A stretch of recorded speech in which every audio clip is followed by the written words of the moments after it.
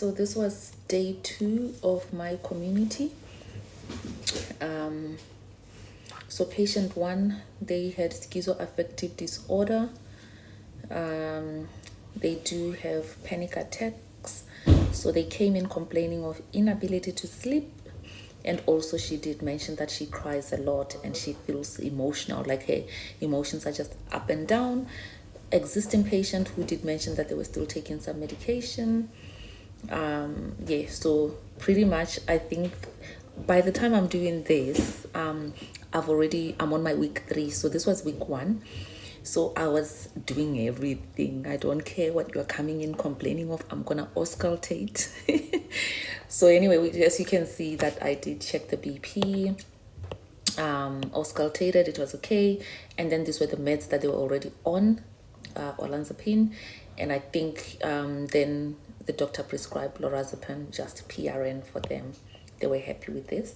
Patient 2 was a 4-year-old male who reported right leg pain.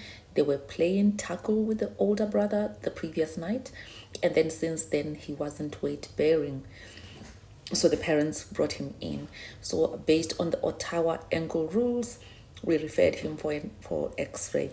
So if you are not aware of the Ottawa ankle rules already, just Google them, and then you will see that there's certain points that you palpate, and if it's tender, as you can see, we've got A, we've got B, we've got C, we've got D.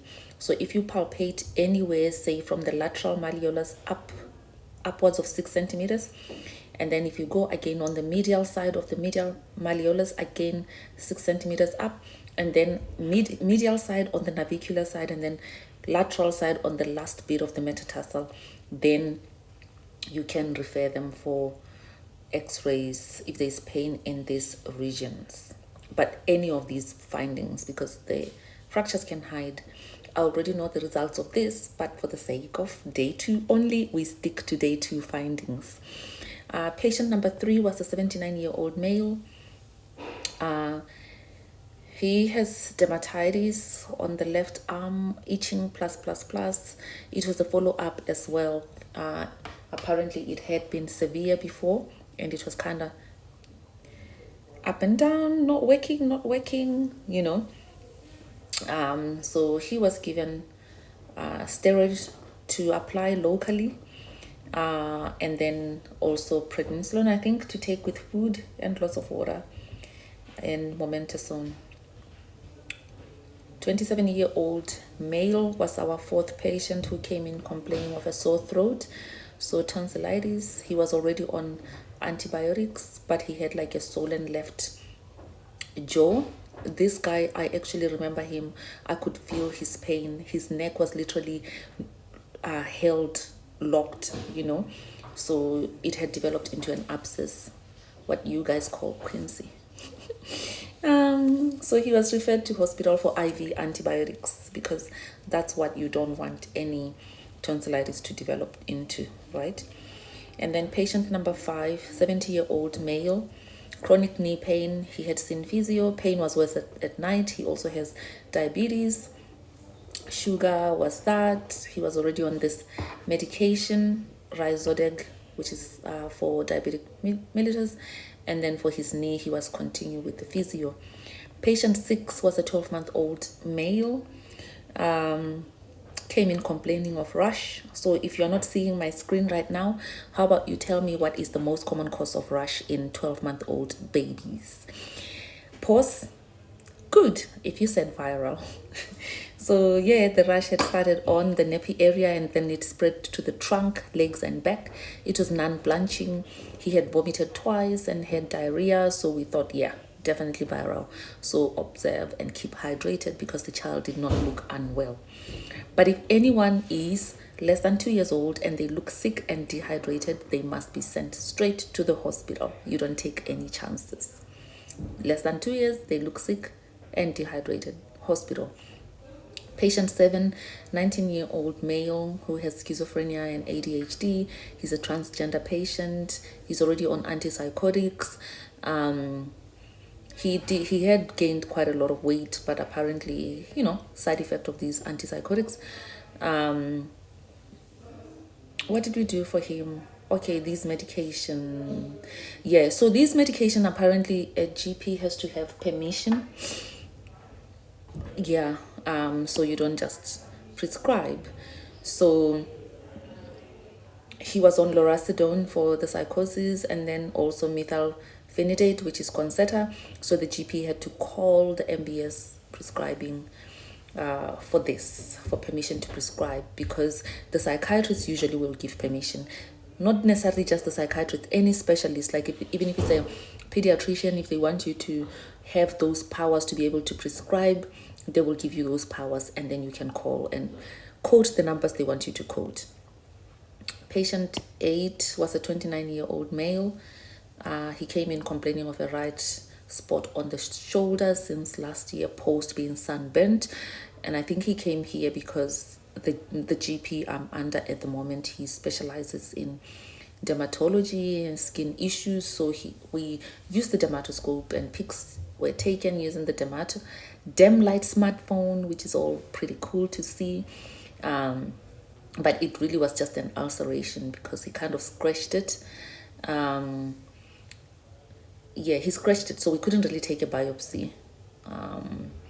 So he was given steroid cream for 1 week, and then come back in 4 to 6 weeks if this was still there, post the hydrocortisone, and then don't scratch it because then we can take a biopsy. Patient 9 was a 24-year-old male. He came in complaining of gastro since last night, and he wanted also a sick certificate. He did say that his bowel movements were getting better. He had 10 loose stools and was keeping hydrated. Patient 10 was a 23-year-old female. He just came in because his whole body is just full of moles, and he wanted a skin check.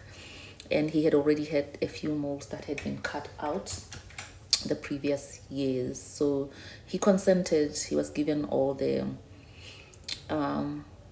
educated on the procedure and all the risks and blah blah blah. Yeah, and when you when you do the skin checks, you do come across other things as well. In this case, we came across a fungal skin infection, and he was given Nizoral, the shampoo, to wash. Patient 11, 39-year-old male, complaining of bullying at work, anxious, didn't want to go back to work. He's a solicitor. He had already had a week off, and yes, he had already put a complaint at work. So he was advised to go for counseling. Usually workplaces have their own insurance for this because it's quite expensive to see psychologists, guys. And then mental health check was completed, and it showed severe depression. So the whole thing about the doctor initiating that he goes for counseling was that, even if you keep him, he had already been on a week off. You give him another week off, but then you are really not going to the bottom end of things.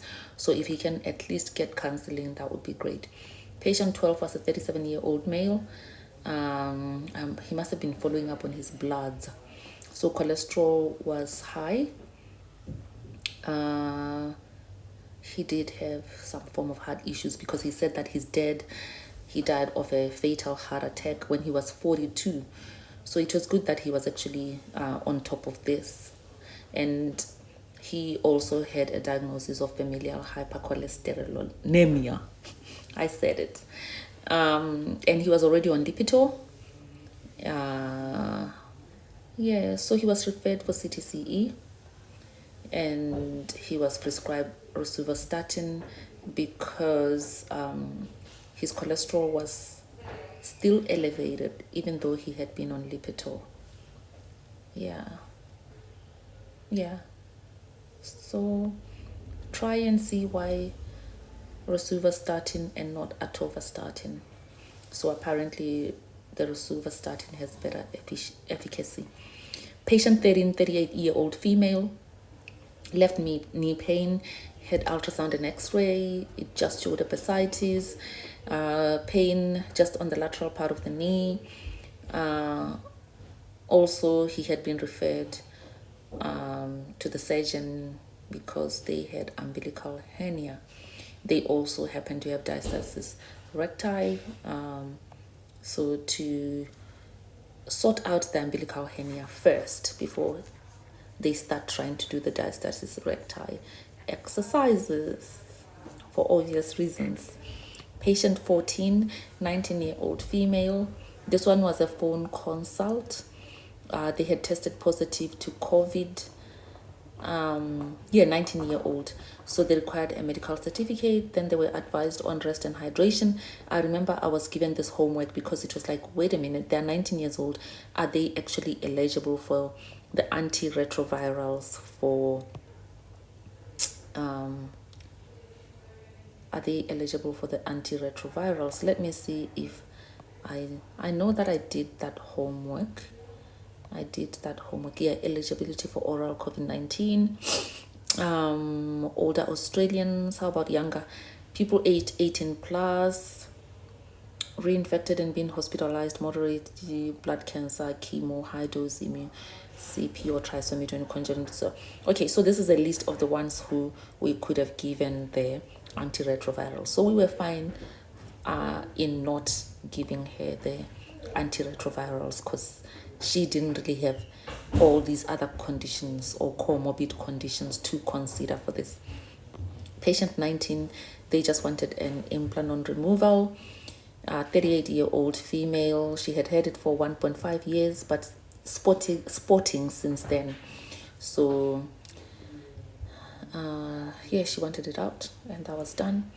Patient 16 was a work cover patient, 60-year-old female, ADHD diagnosis. It was a case conference, PTSD, multiple pain issues. Celebrex was prescribed for OA hands. Patient 17, 77-year-old female diagnosed with ASD.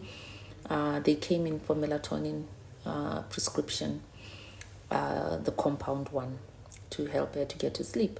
Patient 18 was a 15-year-old female who came in with psoriasis for more than 1 year now, and they wanted a referral to a dermatologist. And if you can see the screen, her type was this guttate one. It was just these spots. Yeah. So you can see that there's different types of psoriasis. You've got the plaque, the guttate, pustular, inverse, erythrodermic. And on this one as well, it's still the same one. This would be your normal skin. And then the plaque, guttate, it's the spots, inverse, pustular, it's got this yellow things in it, and then the erythroderma, psoriasis. So yeah, remember it likes the extensor surfaces. Patient 19, it was just a skin excision procedure with this one. Patient 20, urethritis, 29-year-old male, also sent for more tests like STIs, etc. He did come back. I will tell you of the results in the next time he comes in. Patient 21 was a 48-year-old male. His regular doctor was away. He wanted a script for pantoprazole. So the script was given, and then there's something called the acid reflux diet or the GERD diet plan. He was educated on this one. Patient 22, 35-year-old male. He wanted a script for asthma. So he was given Symbicort PRN. And also he wanted a script for ED, so tadalafil was given. Patient 23, 5-month-old male. He fell off. Yeah, I remember this one. He had fallen off from the couch and hit the wooden floor with the head. So, but there was nil lock at the time. There was a red mark on the left parietal area, but nil seizure, nil swelling. Child was SP normal, feeding well, well nappies, pupils normal and reactive, nil vomiting. So palpation, we had to palpate all those areas, including the shoulder, to check for dislocation and the rib fractures. And the doctor said that we should never ever forget to check the clavicle, that it has happened to him in the past. So make sure if it's a child and they've had a fall, check the clavicular as well. The clavicle, okay, for clavicular fracture. And then the medication was just Panadol and watch. Patient 24 was 56-year-old female, came in for cervical screening procedure, sample sent to lab, and I saw a cervix for the first time. Literally, I saw this, guys. This, that strawberry kind of, not the strawberry with this, but just the strawberry without the dots. That was so cool to see. Patient 25, wisdom tooth pain. They wanted a medical certificate. Patient 26, 10-year-old female, fell yesterday while riding a scooter. It was a fush, and the anatomical snuff box was okay. She was able to make a fist. Nil pain on the styloid processes on both ends, and inspection, and we checked the temperature, feel movement, passive movement, blah, blah, blah. She was okay. Patient 27, 35-year-old male, flu-like symptoms for 2 days, fever, headache, cough, difficulty swallowing. Yeah, difficulty swelling. This must be swallowing, guys. So it was tonsillitis. Med certificate for today and tomorrow, saltwater goggles. And then this is where we come to the Mac-Isaac's criteria for sore throat. This is it. You can just Google it and have a look as well. You populate this and it will give you the score, and then you will see based on your score there, because your temperature, cough, was there a cough? I think with this one, I did auto-populate for him. I put in his temperature and then no cough, cervical nodes, swelling or exudate. It gives you a score. So if it's a score of 3, there's a chance of strep. Therefore, you culture and treat if positive. Yeah.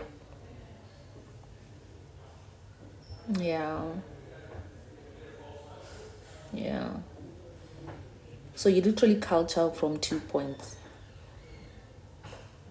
Yeah. Okay, so obviously you see this was a score of 3, so we wait for the culture and then we can treat if positive. But if it was a score of 4 to 5, antibiotic on clinical grounds, you could give them the antibiotics without necessarily waiting for the results. Patient 28 was a 48-year-old female. She was here for GPMP and TCA. She wanted physio and podiatry. She does have a diagnosis of DM as well as glaucoma. She has her eye checks checked every year. But if there were no eye issues, then at least every 2 years. She also was HPV positive, so LSIL, waiting to see the gynae, letter sent to the public hospital 10 months ago, and she was now saying that she was happy to try and see a private gynae. That is it, guys. Thank you for listening. See you next time. Ciao.